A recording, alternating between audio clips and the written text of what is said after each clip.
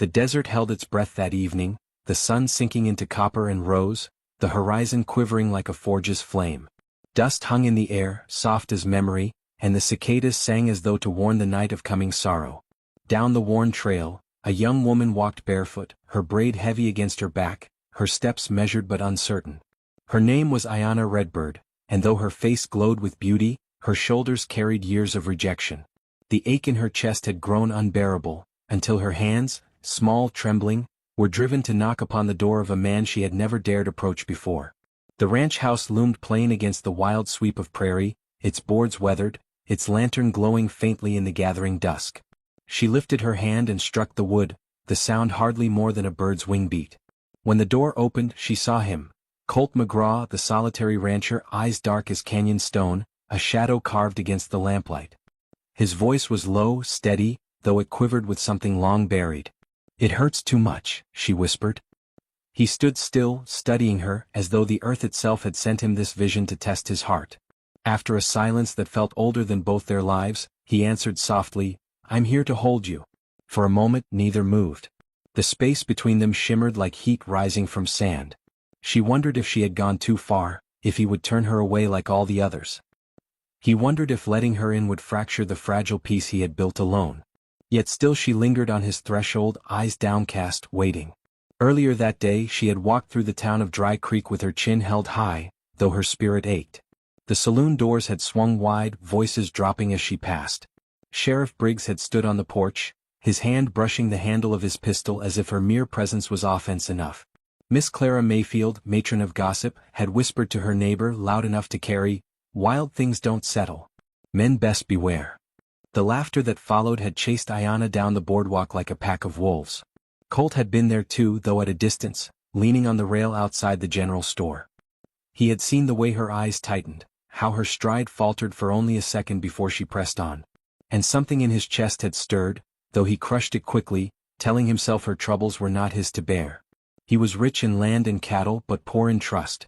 He had built fences high enough to keep out even the loneliest of dreams. Now she stood before him, her strength cracked open into vulnerability. Her words had not been a plea for love, nor even comfort, but a confession of weariness. She carried shame as if it were stitched into her skin, the cruel gift of a world that scorned her bloodline. She feared she had no place left to go, and yet she knocked on his door. Colt's hand tightened on the frame. He thought of the stares he had felt all his life, envy at his inheritance, whispers about his solitude, judgment over his refusal to take a wife from among the town's own. To open his door to her would give them new ammunition. He pictured Sheriff Briggs' glare, Clara Mayfield's wagging tongue. Yet when he looked into Ayanna's eyes, shadowed but unbroken, he saw his own reflection. He stepped aside. Inside, the air was heavy with smoke and pine resin, the warmth of a fire still glowing in the hearth. She entered cautiously, as though afraid the floor might reject her weight. Colt shut the door, the sound echoing like a vow.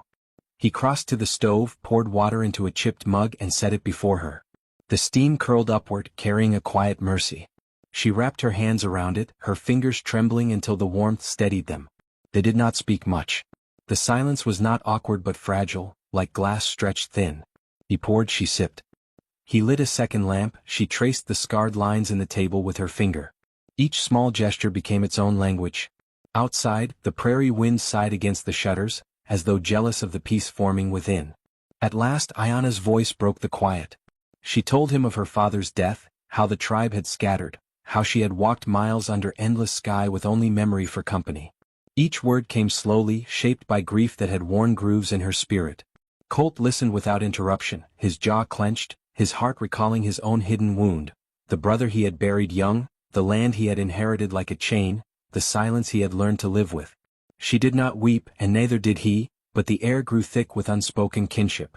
For the first time she did not hide her trembling, and for the first time he did not hide his loneliness. Their eyes met, not yet as lovers but as two survivors seeing themselves mirrored in another. Then came the sound of hoofbeats. Hard, steady, drawing near. Colt stiffened. Ayanna's breath caught. The knock that followed was not hesitant but forceful, rattling the boards. Colt opened the door to find Sheriff Briggs, broad-shouldered and scowling. His gaze swept past Colt, finding Ayanna seated inside, the blanket drawn around her shoulders. "This town don't take kindly to mixing blood and money," Briggs said, his words sharp as spurs. Colt's body stood like a wall, shielding her from the sheriff's glare. He did not raise his voice, but the silence he offered was heavier than any denial. After a tense moment, Briggs spat into the dust, turned and mounted his horse. His warning hung in the air long after he rode away. Ayanna rose, shame coloring her cheeks. She whispered that she should go, that she should never have come, that she had only brought trouble to his door. But when she reached for the handle, Colt's hand caught hers. The gesture was simple, but it held more weight than any declaration. He did not speak of love, nor even of defiance. He merely wrapped a blanket more tightly around her shoulders as though to say, "Stay." The fire burned low and still they sat, their shadows cast long on the walls. Sleep came heavy, and when dawn touched the horizon, Ayanna woke to the scent of coffee and the sound of Colt stoking the fire. She had expected shame to return with the light, but instead found herself breathing easier. For once she was not an outsider. Colt turned, holding a steaming tin cup. His eyes met hers, steady, unashamed. He did not offer promises of riches or romance. He spoke of belonging. "Stay," he said quietly. "Build something with me. Let the land know us both." Her throat tightened, and though no tears fell, her heart answered. She nodded, not as a woman rescued, but as one who chose to plant her roots in soil that had once rejected her. Dignity grew where rejection had once thrived. Weeks later the town still whispered. Clara Mayfield still wagged her tongue, Briggs still glared from beneath his hat brim. But Colt and Ayanna walked through Dry Creek side by side, their hands clasped like a shield. At the edge of the prairie, beneath a burning red sky, Colt slipped a ring onto her finger. No grandeur, no preacher, no crowd, just a quiet defiance, a vow sealed in silence. They rode home together, not as strangers, not as outcasts, but as two souls who had chosen each other in spite of the world. The desert wind followed them, carrying both dust and blessing. And as the horizon swallowed them whole, one truth remained: the world had not changed, but they had, and that was enough. If you have ever carried hurt too heavy for your own shoulders, remember this tale. Love does not always shout. It may arrive in a blanket laid gently across your back, in the silence of an open door, in the hand that refuses to let you go. The world may whisper cruelty, but dignity grows where kindness takes root. Perhaps, like Ayanna and Colt, you too will find that the greatest wealth is not land or gold, but the rare mercy of being held when it hurts too much.